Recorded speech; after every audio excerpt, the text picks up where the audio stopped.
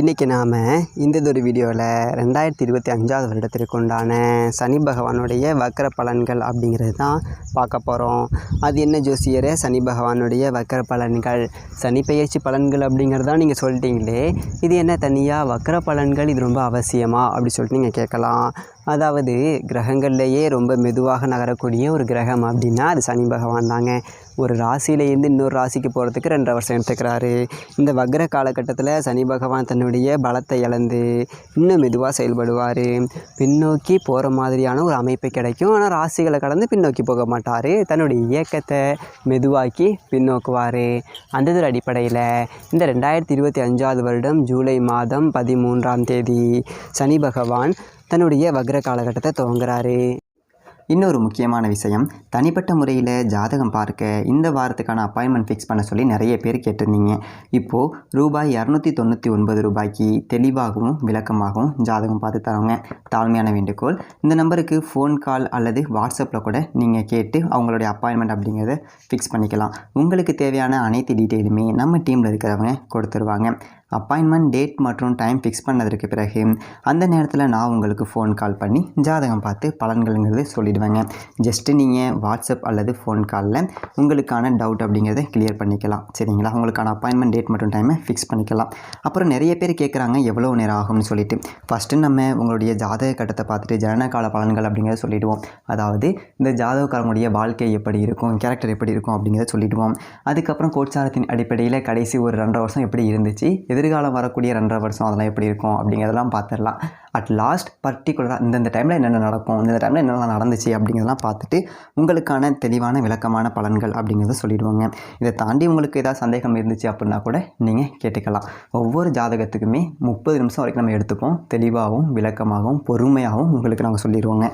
இது இல்லாமல் வேறு ஏதாவது சந்தேகம் இருந்துச்சு அப்படின்னா கூட நீங்கள் டவுட்டுங்கிறது கேட்டுக்கலாம். கடைசியாக ஜாதகம் இல்லைனாலும் பரவாயில்ல, பிறந்த தேதி, பிறந்த நேரம், பிறந்த இடம் மட்டும் சொன்னாலே போதுங்க. நாங்கள் உங்களுக்கு ஜாதகம் பார்த்து பலன்கள் அப்படிங்கிறது சொல்லிவிடுவாங்க. நீங்கள் வாட்ஸ்அப்பில் ஜஸ்ட் ஒரு மெசேஜ் மட்டும் பண்ணாலே போதும், இல்லை ஃபோன் கால் பண்ணி உங்களுடைய அப்பாயின்மெண்ட் ஃபிக்ஸ் பண்ணால் மட்டுமே போதுங்க. சரி, வாங்க நம்ம வீடியோக்குள்ளே போகலாம். இது எவ்வளோ நாளைக்கு இருக்குன்னு பார்த்தீங்க அப்படின்னா நவம்பர் மாதம் 27ஆம் தேதி வரைக்கும் ஒரு 138 நாளைக்கு சனி பகவானுடைய வக்ர காலம் அப்படிங்கிறது. இந்த வக்ர காலகட்டத்தில் சனி பகவான் தன்னுடைய பலனை அப்படியே பயங்கரமாக மாற்றி கொடுப்பார். என்ன நிலமை வந்ததோ அது அப்படியே தலைகீழ் மாற்றம் அப்படிங்கிறத சனி பகவான் கொடுப்பார். அப்படிங்கிறதுனால ரொம்ப முக்கியமாக பார்க்கப்பட வேண்டிய ஒன்று தான் இந்த சனி பகவானுடைய வக்ர காலம். இந்த 7.5 சனி, அஷ்டம சனி, அர்த்தாஷ்டம சனி, இப்படி பல சனிகளுடைய நகர்வால் பாதிக்கப்பட்டவர்கள் எல்லாருக்கும் ஒரு நல்லதொரு மாற்றம் அப்படிங்கிறதையும் சனி பகவான் கொடுப்பார். இந்த ஒரு நேரத்தில் அவருடைய பார்வை அப்படிங்கிறதுக்கு உண்டான ஒரு வீரியம் அப்படிங்கிறது குறையும். ஏன்னா சனி பகவானுடைய பார்வை அப்படிங்கிறது வஜ்ர பார்வை. உங்களுடைய ராசிக்கு எத்தனாவது வீட்டை சனி பகவான் பார்க்குறாரு, அந்த பார்வையின் மூலமாக என்ன ஆதிபந்தம் அப்படிங்கிறத கொடுக்க போகிறாரு, சனி வக்ர பலன்கள் அப்படிங்கிறது எப்படி இருக்க போகுது அப்படிங்கிறத துல்லியமாக உங்களுக்காக கொடுக்குறேன். மிதுனம் ராசி நேயர்களே, உங்களுக்கு இந்த சனி பகவானுடைய வக்ர காலம் அப்படிங்கிறது எப்படி இருக்குதுன்னு பார்த்தீங்க அப்படின்னா, சனி பகவான் எங்கே இருக்காருன்னு பார்த்தீங்க அப்படின்னா ராசிக்கு 10ஆவது வீட்டில் இருக்கார். அவர் யார் அப்படின்னு பார்த்தீங்க அப்படின்னா உங்களுடைய ராசிக்கு 8க்கும் அவர் தான் அதிபதி, 9க்கும் அவர் தான் அதிபதி.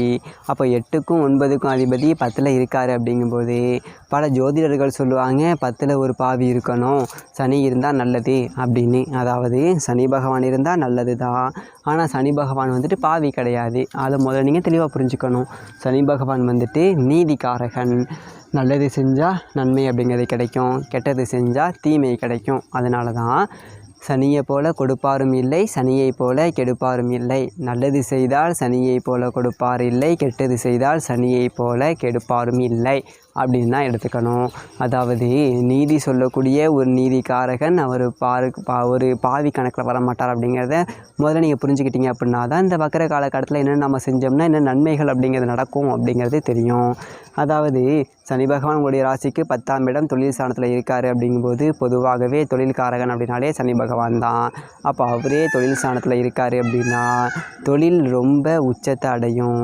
அது எப்போ அடையும் அப்படின்னா தொழிலில் நீங்கள் நேர்மை அப்படிங்கிறத கடைபிடிக்கணும். அதற்காக மிதுனம் ராசிக்காரர்கள்லாம் தொழிலில் நேர்மையை கடைபிடிக்காதவர்கள்னு நான் சொல்ல வரல. நீங்கள் செய்யக்கூடிய தொழிலை ரொம்ப நேர்மையாக செய்யணும். சில பேருக்கு வந்துட்டு இந்த கலப்பட தொழில் செய்வாங்க, சில பேர் இந்த சட்டவிரோதமாக ஏதாவது செய்வாங்க. இந்த மாதிரி ஆட்கள்லாம் வச்சு செஞ்சு விட்ருவார் சனி. இப்போது இந்த ஒரு காலகட்டத்தில் வக்ர காலகட்டத்தில் உங்களுடைய தொழில் அப்படிங்கிறத வளர்ச்சியை நோக்கி பயணிக்க வைப்பார். என்ன மாதிரியான தொழில் அப்படின்னா கடும் உழைப்பு அப்படிங்கிறது இருக்கும் பார்த்தீங்களா. நீங்கள் முதலாளியாக இருந்தாலும் வேலைக்காரங்க இருப்பாங்க பார்த்துப்பாங்க அப்படின்னு சொல்லிட்டு ஒரு அசட்டையாக இல்லாமல் நாம் இறங்கி வேலை செய்வோம். நீங்கள் உட்காருங்க சார் நாங்கள் செய்கிறோம் அப்படி சொல்லிட்டு அவர்களாக தேடி வந்து செய்யணும். ஸோ அந்தளவுக்கு நீங்கள் உழைக்கணும். நீங்கள் உழைச்சிங்க அப்படின்னா சனி உங்களை நிச்சயமாக பிழைக்க வச்சுருவார். அது எந்த ஒரு மாற்றமும் இல்லை. அதே மாதிரி உங்கள்கிட்ட இருக்கக்கூடிய பணியாளர்களுக்கு கொஞ்சம் நல்லதொரு சாப்பாடு, நல்லதொரு உணவு, உடை, அவர்களுக்கான ஒரு ஓய்வு நேரம், நல்லதொரு சம்பளம், நல்லதொரு மரியாதை இதெல்லாம் கொடுத்து வேலை வாங்கினீங்க அப்படின்னா உச்சத்தை காமிச்சிருவார் சனி பகவான். அது எந்த ஒரு மாற்றமும் இல்லை. ஒரு தொழில் செஞ்சேன், முடங்கி போச்சு, முதலீடு போட்டேன், நட்டமாகி போச்சு, கடன் ஆரம்பித்தேன், இப்போ வீட்டில் உட்காந்துருக்கேன். இப்போ இன்னும் சில பேர் வந்துட்டு கடையே பூட்டிப்பலான்னு பார்த்துக்கிறேன், எங்கேயாவது வேலைக்கு போனால் கூட பார்க்கலாம், ஏதாவது சம்பளம் கிடைக்கும், ஏதோ நானும் முதலாளின்னு சொல்லிட்டு வெள்ளையும் சொல்லியமாக வந்து உட்காந்துருக்கேன், 4 பேர் பார்த்து காரி துப்பிடுவானே அப்படின்னு சொல்லிட்டு பூட்டாமல் வச்சுருக்கேன் அப்படிங்கிறவங்களுக்கெல்லாம் கூட இந்த பூட்ட நிலைமையில் இருந்த தொழில்கள் கூட தூக்கி நிப்பாட்டி வச்சுருவார். நல்லதொரு வருமானம் அப்படிங்கிறத கொடுப்பார். அதனால் நீங்கள் கவலைப்பட வேண்டியதில்லை. சொந்த தொழில் செய்யக்கூடியவர்களுக்கு ஒரு பெருத்த லாபம் அப்படிங்கிறத கொடுப்பார். அதே மாதிரி வேலைக்கு போகிறவர்கள் முதலாளி ஆக்குவார். இப்போ ரொம்ப நாளாக ஒருத்தவங்கள்ட்ட வேலை செஞ்சேன், தனியாக தொழில் செய்யலாமல் யோசனையாக இருக்குது அப்படிங்கிறவங்க செய்ய வச்சுருவார். தாராளமாக செய்யலாம், தப்பு கிடையாது. அதே மாதிரி வேலை செய்யக்கூடிய இடத்துல உங்களுக்கு மதிப்பு மரியாதை அப்படிங்கிறது இதுக்கு மேலே நல்லபடியாக கிடைக்கும். இது ஓபி அடிக்காமல் நம்ம முதலாளி கொடுக்குற சம்பளத்துக்கு விசுவாசமாக வேலை செய்யணுண்டா அப்படின்னு சொல்லிட்டு நினைக்கிறவங்கள அப்படி தூக்கி நிப்பாட்டிடுவார். இல்லை நான் கடுமையாக தான் உழைக்கிறேன், எங்கள் ஆஃபீஸை பொறுத்த வரைக்கும் காக்கா பிடிக்கிறவனுக்கு தான் காலம் அப்படிங்கிறவங்களுக்கு, உழைக்கிறவனுக்கு காலையில் ஜோசியர் அப்படின்னு நினைக்கிறவங்களுக்கு அந்த மேல்மட்ட அதிகாரிகள் முதலாளிகளுடைய பார்வை உங்கள் மேலே கண்டிப்பாக பதிய வச்சுருவார். நீங்கள் தான் உழைக்கிறீங்க அப்படிங்கிறது அவங்களுக்கு தெரியும். நாடகம் ஆடுபவர்கள் விரட்டப்படுவார்கள். உங்களுக்காக வெற்றி அப்படிங்கிறது உங்களை தேடி வந்துக்கிட்டே இருக்கும். நிதி சன்மானம் கிடைக்கும், ப்ரொமோஷன் கிடைக்கும், அதே மாதிரி நல்ல சம்பள உயர்வு, ஊதிய உயர்வு எல்லாமே கிடைக்கும். அப்படிங்கிற வகையில் சனி இந்த வக்ர காலகட்டத்தில் இந்த 138 நாட்களுமே உங்களுக்கு அதீத நன்மைகள் அப்படிங்கிறதையும் செய்வார். அதோட சனியினுடைய பார்வை இருக்குது பார்த்தீங்களா, அது ஒரு வஜ்ர பார்வை, மோசமான பார்வை.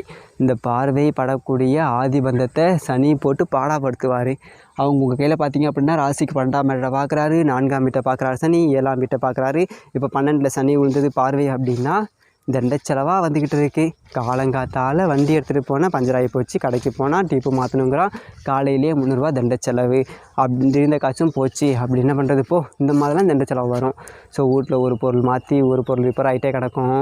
இது எல்லாம் நமக்கு ஒரு விதமான ஒரு சலிப்பை கொடுக்கும். என்னடா இது, நேற்று நான் கிரைண்டர் நிப்பன் ஃபோன் பண்ணாங்க, இன்றைக்கி ஃபோன் பண்ணி அது இப்போ லைட்டு பீஸ் போச்சுங்கிறாங்க, ஏசி ரிப்பேருங்கிறாங்க. இந்த மாதிரி வீட்டில் ஒன்று கிடக்க ஒன்று விரைய செலவு வந்துக்கிட்டே இருந்திருக்கும். இனிமே அது வராது. என்ன அப்படின்னா இதுக்கு மேலே சுப செலவுகள் அப்படிங்கிறத சனி கொடுப்பார். இந்த வஜ்ர பார்வையினுடைய தாக்கம் குறைய போகுது. இனிமேல் நல்ல சுப செலவுகள் வரும். பிள்ளைகளுடைய கல்விக்கான செலவு, இல்லை திருமண செலவு, இந்த மாதிரியான சுப செலவுகள், வீடு கட்டுறது, இடம் வாங்குறது, இந்த மாதிரியான முதலீடாக எல்லாத்தையும் மாற்றி கொடுப்பாரு. வீட்டுக்கு தேவையான பொருட்கள் வாங்கி போடுறது, நகை நட்டு சேர்க்குறது, இந்த மாதிரியான செலவு அப்படிங்கிறதான் கொடுப்பாரு. அதனால் நீங்கள் அதை பற்றி கவலைப்பட வேண்டியதில்லை. அதே மாதிரி அவருடைய பார்வை ராசிக்கு 4ஆம் வீட்டில் போயிட்டுருக்கு. தாயாருடைய உடல் ஆரோக்கியத்தில் முடக்கி போட்டிருப்பார். அம்மாவுக்கு அடிக்கடி உடம்பு சரியில்லாமல் போகுது, அம்மாவுக்காக நான் செலவு பண்ண வேண்டியதாக இருக்குது, வேறு வழி கிடையாது. பெற்ற தாய்க்கு வச்சுக்கிட்டு நம்ம வேடிக்கை பார்த்துட்டோம்னு வேடிக்கை பார்த்தாலும் சனி விட மாட்டார். ஸோ பெற்ற தாயாருக்கு தேக ஆரோக்கியத்தை கொடுத்த பிரச்சனைகளை இதுக்கப்புறம் சரி கட்டுவார். அந்த வகையில் உங்களுக்கு நன்மைகள் அப்படிங்கிறதையும் கொடுப்பார். செலவு அம்மா குணமாயிட்டாங்க அப்படிங்கிற மாதிரி தாய் வழி சொந்தங்கள் மூலியமாக உங்களுக்கு நிறைய நன்மைகள் அப்படிங்கிறது நடக்கும். ஒரு வரன் பார்த்துக்கிட்டு இருக்கேன் கிடைக்கல அப்படின்னா இப்போ தாய் வழி சொந்தங்கள் மூலியமாக வரன் அப்படிங்கிறது அமையும். சில பேருக்கு தாய் வழி சொத்துக்கள் அப்படிங்கிறது கிடைக்கக்கூடிய ஒரு வாய்ப்பு. உங்களுடைய சொந்த தேக ஆரோக்கியத்தில் சின்ன சின்ன பாதிப்புகள் அப்படிங்கிறத சரி பண்ணுறது, இது எல்லாத்தையுமே சனி பகவான் செஞ்சு கொடுப்பாரு. 7ஆம் இடத்துல அவருடைய பார்வை அப்படிங்கிறது இருக்கும். இதுக்காக ரொம்ப முக்கியமான ஒன்று, 7ஆம் இடம் அப்படிங்கிறது களத்திர ஸ்தானம், சப்தம ஸ்தானம் அப்படின்னு சொல்லுவோம் இல்லைங்களா. இது கூட்டு தொழில் அப்படிங்கிறத முடக்கி போட்டுரும். கூட்டாளிகளுக்கு துரோகம் பண்ணியிருப்பாங்க, கூட்டு தொழிலில் பிரிஞ்சு பெயர்ந்திருப்பீங்க, இல்லை கூட்டு தொழிலில் பிரச்சனை, நீயா நானா போட்டியில் தொழில் மூடி கிடக்கும். இந்த மாதிரி இருந்த அமைப்பை எல்லாமே மாற்றி வீட்டை விட்டு நீங்கள் விலகி வந்தாலும் தனித்து இயங்கி கூட்டாளிகள் மூக்கு மேலே விரல் வைக்கக்கூடிய அளவுக்கு ஒரு வளர்ச்சி அப்படிங்கிறதையும் உங்களுக்கு கொடுப்பார். நண்பர்கள் வந்துட்டு துரோகம் பண்ணவங்க எல்லாமே விலக்கி வச்சுருவீங்க. எவன் நல்லவன் கெட்டவன் அப்படிங்கிறத அடையாளம் கண்டுபிடிச்சிருவீங்க. இவன் தான் நல்லது செஞ்சுருக்கான், இவன் துரோகியாக இருந்திருக்கான், இவன்லாம் ஒதுக்கிட்டு நம்ம குழப்ப பார்ப்போம் அப்படின்னு சொல்லிட்டு உங்கள் சுற்றி உள்ள கூட்டத்தை குறைச்சிப்பீங்க. யார் நல்லவங்க யார் கெட்டவங்கிறத புரிஞ்சுப்பீங்க. அதே மாதிரி மனைவி கணவனுக்குள்ளே இருந்த பிரச்சனை அப்படிங்கிறது நீங்கும். ஆணோ பொண்ணோ எலியும் புனையுமா 1 மணி நேரம் பேசினா 3/4 மணி நேரம் சண்டை தாண்டா அப்படிங்கிற நிலமைங்கிறது மாதிரி கணவன் மனைவிக்குள்ள ஒரு அன்னோனியம் அப்படிங்கிறத கொடுப்பார். பிரிந்து இருந்த கணவன் மனைவி ஒன்று சேரலாம். எங்கள் வீட்டுக்காரர் எங்கள்கிட்ட சண்டை போட்டு பிரிஞ்சிருக்கா, டைவர்ஸ் வரைக்கும் போயிடுச்சு அப்படின்னவங்க எல்லாமே இந்த ஒரு காலகட்டத்தை முயற்சி செஞ்சிங்க அப்படின்னா ஒன்று சேரலாம். இது ஒரு அமைப்பு அப்படிங்கிறது இப்போ கொடுக்குறாரு. அந்த ஒரு வகையில் அந்த சனி பகவானோட அந்த வக்ர காலம் அப்படிங்கிறது 138 நாளுமே உங்களுக்கு ஒரு பொக்கிஷமான ஒரு காலம். இதை சரியாக பயன்படுத்திக்கிட்டீங்க அப்படின்னா வாழ்க்கையில் செட்டில் ஆகிடலாம். சனிக்கிழமைகளில் மாற்றுத்திறனாளிகளுக்கு உங்களால் முடிஞ்ச ஒரு உதவிகள் அப்படிங்கிறத செய்யுங்க. அதே மாதிரி உங்கள்கிட்ட வேலை செய்கிறவங்கள ரொம்ப கண்ணியமாக நடத்துங்க. அவர்களுக்கு உண்டான சலுகைகளை மறுக்காமல் கொடுங்க. வாழ்க்கையோட உச்சத்தை சனி பகவான் காட்டுவார். மிதுனம் ராசிக்காரர்களுக்கெல்லாம் நல்லதாகவே அமையும். மேலும் தனிப்பட்ட முறையை ஜாதகம் பார்க்க கீழே இருக்க நம்பருக்கு கான்டாக்ட் பண்ணுங்கள். தெளிவாகவும் விளக்கமாகவும் பொறுமையாகவும் உங்களுக்கு ஜாதகம் பார்த்து பலன்கள் அப்படிங்கிறது சொல்லப்படும். இதே மாதிரி நல்ல வீடியோவை பார்ப்போம். நன்றி, வணக்கம்.